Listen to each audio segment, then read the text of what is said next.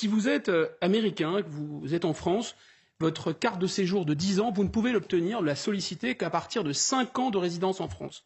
Si vous êtes ressortissant algérien, 3 ans suffisent. Si vous êtes un commerçant japonais, que vous voulez ouvrir un commerce en France, vous devez faire la preuve de la viabilité économique de votre affaire. Si vous êtes un commerçant algérien, pas besoin, on vous donne l'autorisation. Si vous êtes, disons, une Australienne, que vous épousez un Français, eh bien, vous devez faire la preuve de 6 mois de vie sous le même toit pour obtenir un statut de conjoint de Français. Si vous êtes une Algérienne, vous épousez un national français, vous avez immédiatement ce statut. Donc il y a quelque chose qui vise en fait un peu à faciliter l'installation des Algériens en France, dont ne bénéficie plus, je répète, le gros des bataillons des immigrés.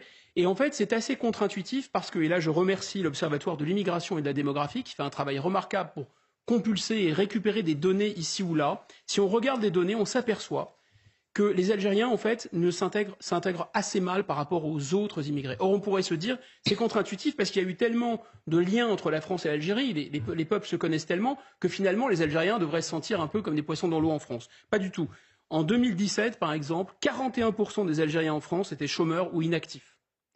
En 2017, 50% des ménages algériens vivaient en HLM.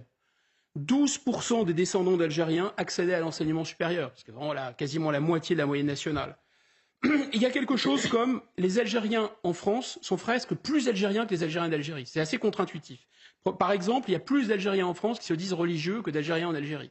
Mais il y a un autre mécanisme étrange, c'est que le taux de fécondité, le nombre d'enfants par femme, en Algérie, des femmes algériennes, c'est 3. En France, les femmes algériennes font 3,6 enfants par femme. Alors on n'en est pas encore à ce que les démographes appellent la revanche des berceaux, mais il y a quelque chose qui se passe qui est assez contre-intuitif.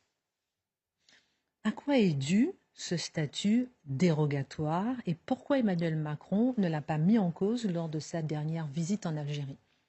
D'abord, il ne l'a pas remis en cause parce que c'est un accord bilatéral.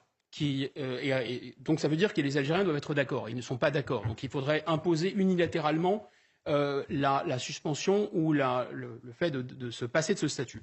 Ensuite, parce qu'il résulte des accords d'Évian. Les accords d'Évian qui ont conclu la guerre d'Algérie et dont on sait qu'ils ont été respectés du côté français et qui n'ont pas été respectés du côté algérien.